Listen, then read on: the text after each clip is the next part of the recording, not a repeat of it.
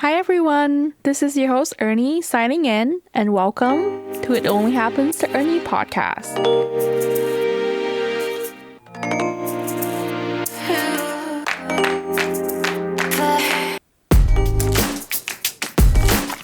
Hi guys, welcome back to my podcast. I've got a little raspy here. I got a cup of green tea here. I have my mic, I have my computer set up, and we're back on my couch again this week.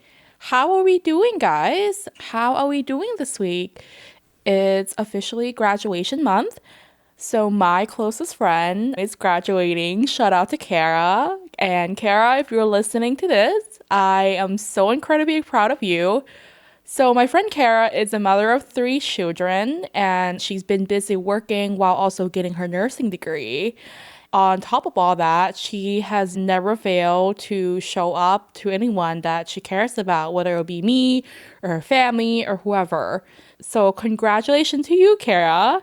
And big congratulations to my little brother. He's actually also graduating as well next week. My heart is just so full right now. I love hearing when my friends and my family are doing well and successful and achieving their dreams. And to anyone who's listening right now, if you're recently just graduated for the past year or if you're graduating here soon, congratulations to you as well. If you know anyone who is getting their degree this month or achieving their dreams and want to give them a shout out, just let me know. Give me a quick comment or DM me. I would love to celebrate them with you this season. So I might argue that May is like the busiest month of the year. I know, come the holidays and it gets a little crazy, but I feel like May it's that weird in between spring and summer. Like things are happening, classes are finishing up, people are like out and about planting their gardens and spring cleaning, and some people are like packing up, moving out for the summer. I remember when I graduated from college back in 2019, I felt like between that March to May was just absolutely crazy. And what's even crazier looking back now, it was actually around that time that I met Steven, my husband. We met online, started talking, and it was around that final stage of my college year, my lab program. Looking back, it just felt like one of the most pivotal time of my life. May is the month of transitioning and changing. And when you're in that season, sometimes it feels as if you're like spiraling because things are moving so fast and life is happening, which actually brings me to this week's episode.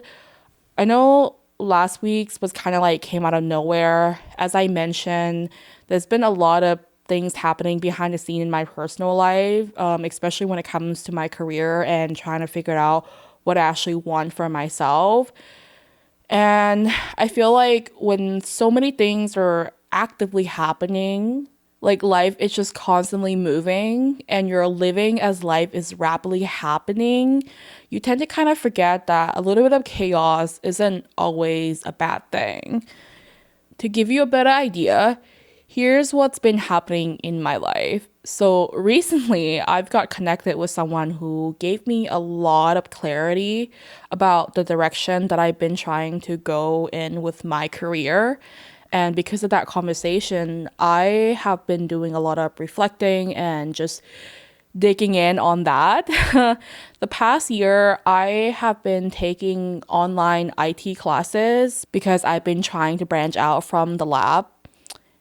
For a while, I thought moving into IT made the most sense for me. I made the decision to go back to school.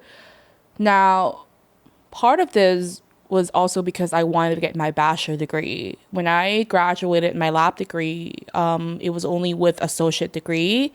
My intention has always been to go back to school to complete my bachelor. But over the past few months, I sort of started questioning whether this IT path was really meant for me. Not because I thought I made the wrong decision at the time last year, but because I start realizing the specific role that I wanted in IT wasn't necessarily about skill or knowledge alone. It felt like one of those career where you literally have to know someone on the inside. Networking matters more than anything. And it sort of made me stop and think. Because one thing about me is I always have a backup plan. Over the years, I've gotten a little better about not over planning my life, but it's just, I guess, naturally who I am. So even while I was like transitioning from lab into IT, I always had other ideas in the back of my mind. I've thought about being a PA, which is a physician assistant. I've thought about med school, being an actual doctor. I've thought about nursing school and then becoming nurse practitioner. I've thought about being a dental hygienist. It was like so many different things I could branch into using my lab background. Eventually, I realized there's only so many paths you can take from where I currently am. And at the time, IT honestly felt like the best option because I'm pretty tech savvy compared to like most people around me, I feel. I'm not like some computer genius or anything like that. I don't know how to code or anything like that, but I've always been naturally good with like troubleshooting and problem solving. And, I didn't really learn this part about myself until I started working in the lab. What I generally love from my lab job is the diagnostic part. I love looking at patients' history and the lab results, trying to piece together what's going on. I love backtracking and figuring things out. And even down to like analyzer we use in the lab. I know this sounds awful, but I actually kind of love it when they break down because I enjoy fixing them. I love like doing the maintenance on them. I love troubleshooting on them. I love figuring out why something isn't working and then fixing it. Honestly, if I have all the time in the world and didn't have to worry about getting the patient result as fast as possible, I could probably spend all day maintaining the analyzer and fixing things. And I even looked into becoming more of like an engineer for the laboratory analyzer before, but the reality of that job is a lot different than what people think. You have to travel constantly. And I don't mean traveling in a similar way of being a travel lab tech like what I was doing before. I mean, this is like driving up one day to one or multiple city and driving to another town the next day, or possibly sleeping in random hotels during the week and constantly being on call and never really know where you're going to be. When I think about the kind of life that I want, eventually like starting a family, being home, building a stable life, I realize I don't really want that kind of lifestyle. I don't want to be in a random hotel like 1 a.m. on a Tuesday night because something broke somewhere. And I understand now why most role when I talk to these guys who would come in and fix the analyzer because we couldn't fix it ourselves, a lot of them are men. And I used to think it was because of like the engineering is like a male dominant, which, it is. But now I understand that that lifestyle itself is incredibly demanding, and it's hard when your job requires you to constantly disappear and show up wherever needed at any time. So eventually, I let that idea go. But I also realized something very clearly. I do not want to stay in the lab forever. And if I didn't do something about it, my life was never going to change. So I obviously start researching different paths. Meanwhile, I quit my permanent position and went traveling. At one point, my husband, Steven, he's from England and immigration process was moving. I knew I couldn't keep traveling forever and I wanted to be able to go home to my husband when he eventually moved here to the US. So I thought, okay, I should stop traveling and settle into like more like a permanent role, climb the ladder, the classic traditional route, and maybe eventually move into something else from there. I thought that was the plan. Like, what could go wrong with that, right? That's what everyone else is doing. Before I explain my point, let me just backtrack a little bit to my traveling gig as a lab tech. I mentioned this on my Somewhere in Between episode. If you haven't listened to it, you should go check it out. But anyways, I've had people telling me this is like a career suicide when I told them I was quitting my job at the time to go traveling as a lab tech because I was actually leading a chemistry department in the lab. I got promoted quickly and I grabbed the opportunity when it was offered to me to be a lead. But let me tell you something. That role was not the easiest. And the fact that I got promoted so quickly, I realized people did not like that at all. People who have worked there for years didn't feel like I deserved to be promoted so quickly. And I just, at the time, I ate that up because I was still young and naive and had the world to prove. I wanted to please everyone. And this took me a really, really long time to come around and fully learn. But yeah, I mean, it made me miserable. And in the matter of 4 months, I had surgery. At the same time, I was like grieving my aunt's passing while also prepping my own wedding. Dare I say, entirely alone.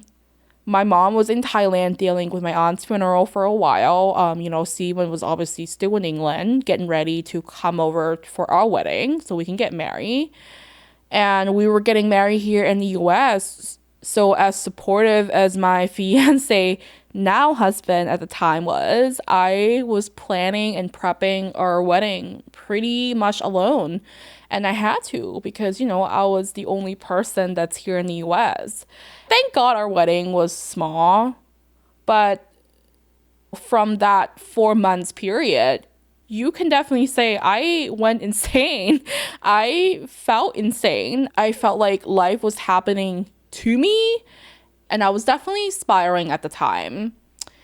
And I did what every insane person would do. I said, fuck it. And I went traveling. Ironically, though, I realized I was happier while traveling, like a lot happier.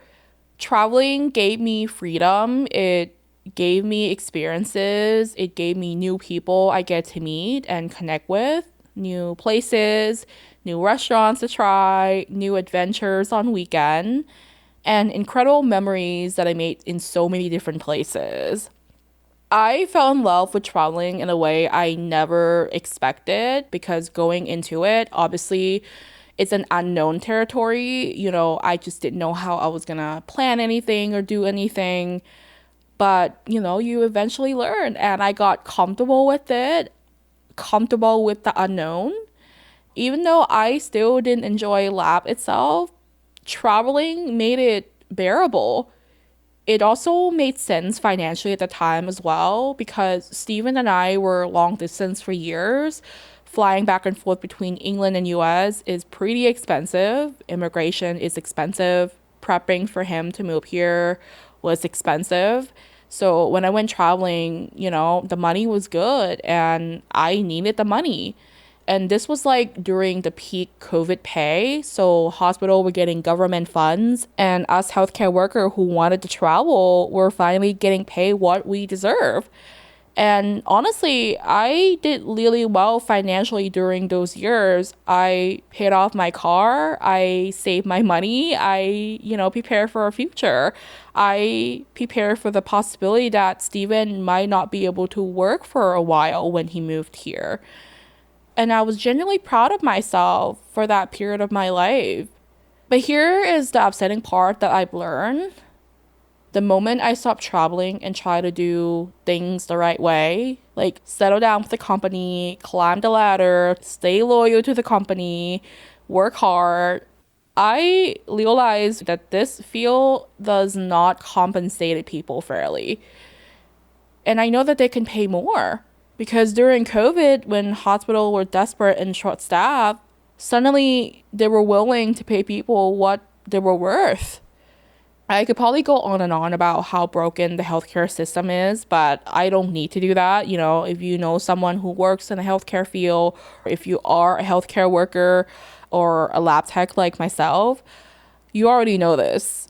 And I feel like the system pretends lab professionals aren't carrying an incredible important responsibility in healthcare. they certainly aren't paying us enough like it. So, but this is the culture, and this is something that people talk about constantly. When I graduated, I was making around 21 an hour base pay, maybe like 22, 23 with a night shift and a weekend differential. And listen, I am not here to shame anybody's career or educational level. College is really expensive, and not every career requires a degree, and that's completely valid. But it is frustrating when you spend years getting educated, certified, and trained for a high complex healthcare role, and yet you're only making a couple dollars more than jobs requiring only like a high school diploma. And the truth is that the reality hit me pretty early on in my career. I would say within a year or two of being in the lab field, I already knew I didn't want to stay in the lab forever. But at the time when I was like, okay, I think I want to do something else, Steven and I were getting serious. We were talking about marriage and building our future together, and obviously the immigration process. So financially, it made no sense for me to suddenly quit my lab career and go back to school. During that time, I decided I want to prioritize my relationship and my future family. And honestly, I don't regret that. Steven and I went through a lot to get to where we are today. Immigration is hard, long distance was hard, building a life together is hard. And so now that he's here and he's settled, he has a good job, he's a lot happier, and I'm genuinely happy for him. Because when he was in England, he wasn't really happy with his job either. He wanted to pivot his career as well. And when he moved here, he did. And so now I kind of look at life and think, okay, like at least one of us made it to the other side first, And now it's my turn. Now it's my turn to figure out what I want. One thing I had to learn the hard way is that the traditional corporate ladder just wasn't meant for me. I'm not saying there's anything wrong with that path. For some people, like my husband and his job, it's amazing. But personally, I never really found a mentor or leaders or supervisor or manager who truly believed in me enough to help guide me forward. And that was really painful to realize. The job, I went back after I decided I was done with traveling. I thought, okay, this is where I'm gonna settle. At the time, it seemed to have a lot of room for me to grow and branch out. I thought I had the support from the people who were above me, and so I did what a sane person would do.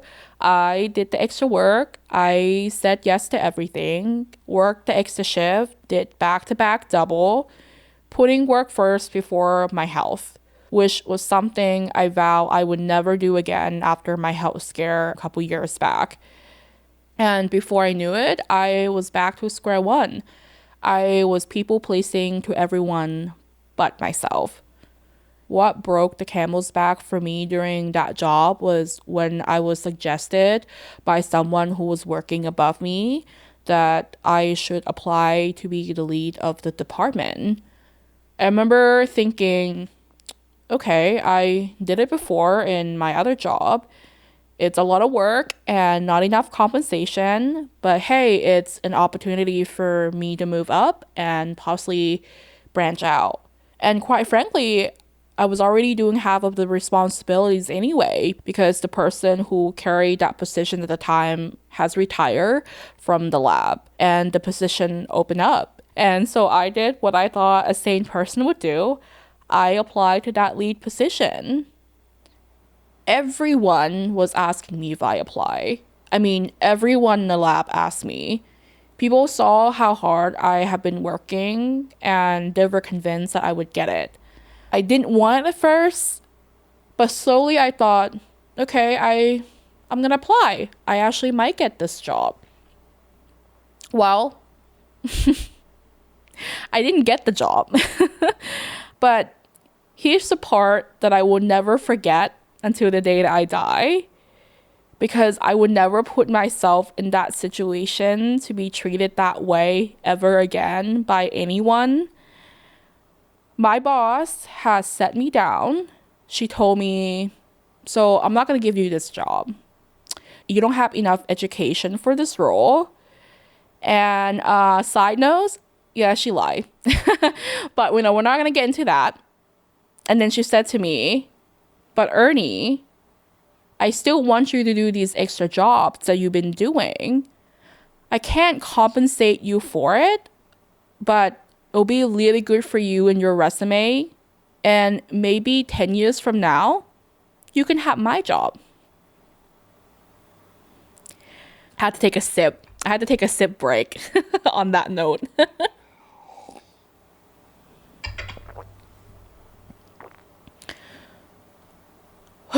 Okay. For a really long time, I kept asking myself, why? Like, why does this happen to me? Why does this person treat me this way? Why does this person think it's okay to say this to someone?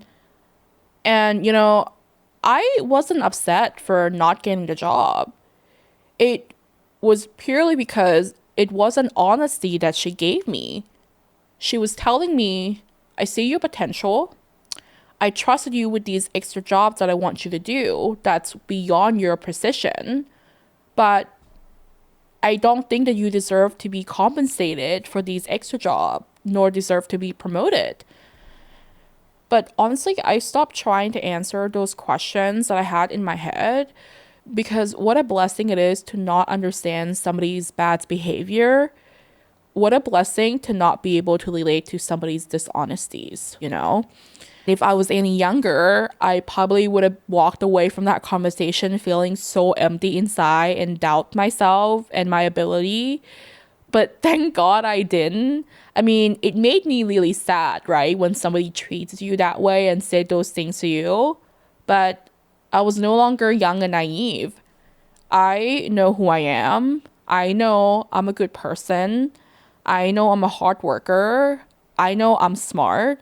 I know I'm capable and full of many potentials.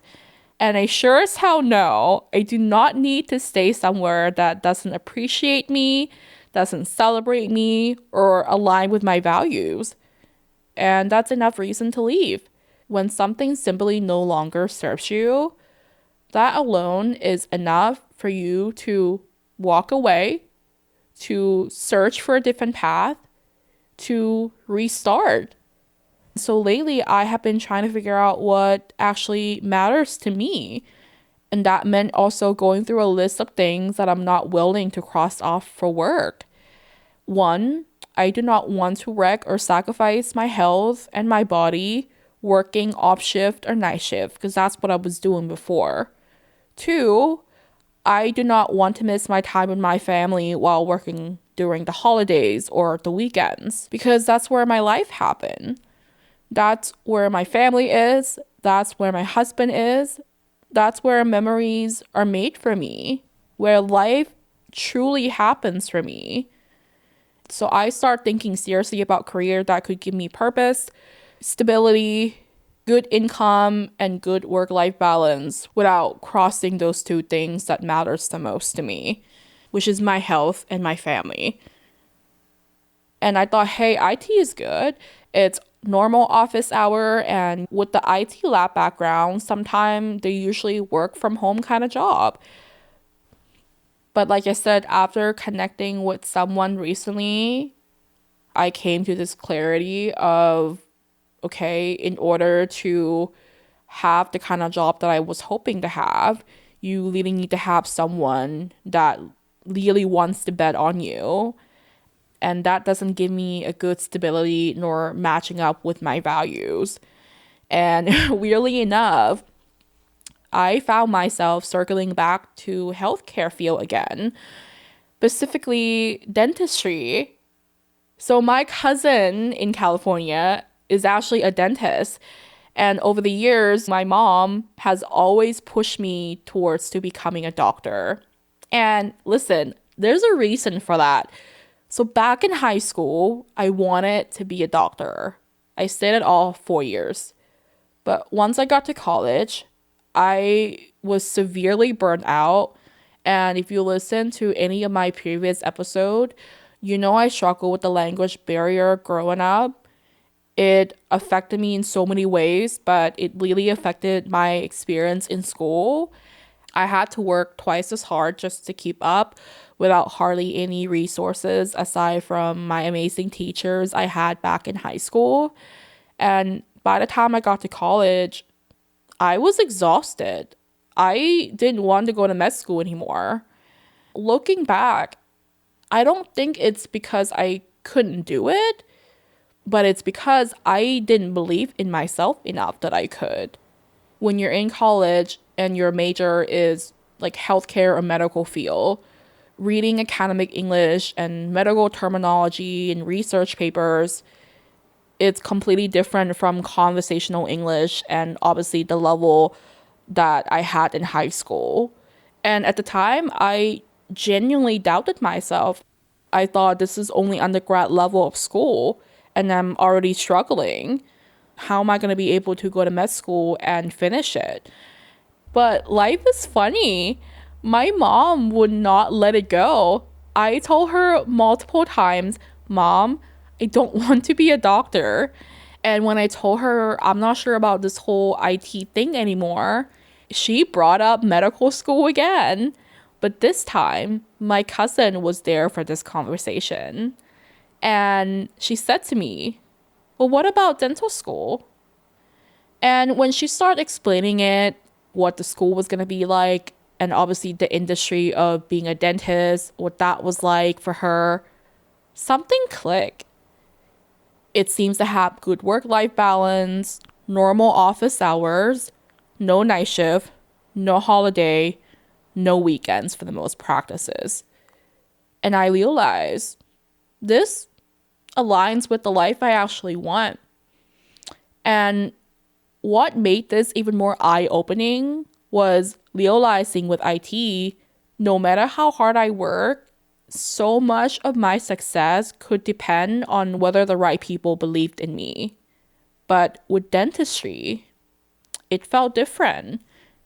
It felt like I could bet on myself, my grades, my work ethic, my discipline, my skills, not just networking.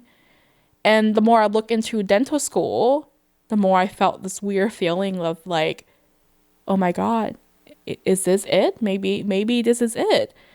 Because it's not med school. It's not full-on corporate climbing. It's not forcing myself into the lifestyle I know I don't want.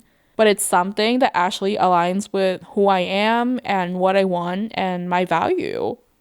I was like, am I going to dental school? Who can I talk to? What do I need to get started? When I was talking about this with my brother, he sort of joked around and he said, well, goodbye podcast. And I was a little bit taken aback because I was thinking like, what? What do you mean I have to give this up? Like, can a girl have more than just one dream? Because this podcast is also my dream. I have wanted to do this for years. And no matter where my career takes me, I don't think I'll ever stop creating things I care about. I love this podcast. I love recording it. I love editing it. I love troubleshooting when things goes wrong, even though it stresses me out. I love promoting it. I love building visual around it. And, maybe nothing huge will ever come out of this. Maybe I'll never make money from this. But even if it's just a hobby, it still matters. Because when I was going through a hard season in my life, I needed someone to tell me it was okay to start over. I needed someone to say, maybe this path isn't for you, and that's okay. And if this podcast can be a voice for someone else, then I've done my job. There's actually a movie I watched over and over again for years called Love, Rosie. And leave me a comment if you've seen this movie or read the book before. But anyways, funny enough, I used to think I loved it because it was a romance movie. But it was also like something about that movie really moved me. And now that I'm older and wiser, I realized why that movie connected with me so deeply. It was the main character's stories, Rosie. Rosie's life was not a straight line or traditional as I call it. Life kept happening to her. Things kept getting in the way of the future that she imagined for herself. She got pregnant really young. Her plan obviously changed, and her relationship changed. Her life changed.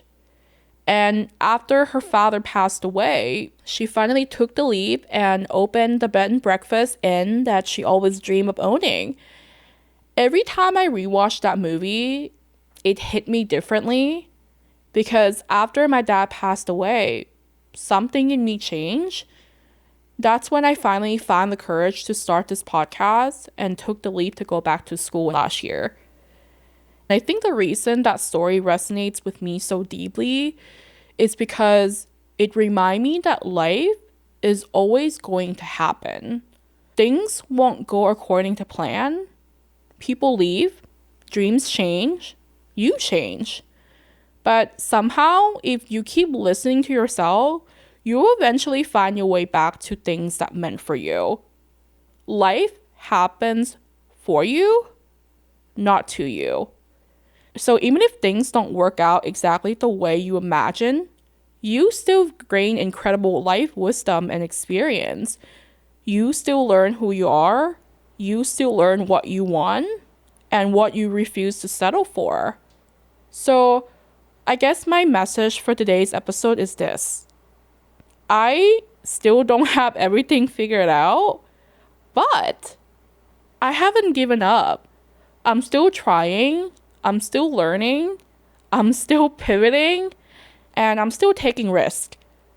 So if there's something in the back of your mind that keeps calling you, even after years, even after life gets messy, even after fear keeps talking you out of it, maybe you owe it to yourself to try. Because sometimes the bravest thing you can do is simply give yourself permission to start and a reason to believe in yourself. And that's it for today's episode. I want to hear your journey. Where are you with your career or your school or your business? Are you happy with it? Do you relate to what I'm saying this episode? Share your experience and your wisdom with me, please. My comments are open. My DM is open. Let me know what you're thinking or dealing with in this seasons of change. And another reminder, if anybody hasn't said it to you yet today, thank you for being you. And that's a wrap on this episode of It Only Happens to Ernie podcast. This is your host, Ernie, signing out.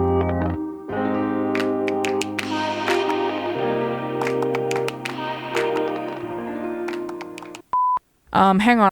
I gotta pause this. I gotta let my cat in the door. Hang on. You got it. Girl, you got a tick.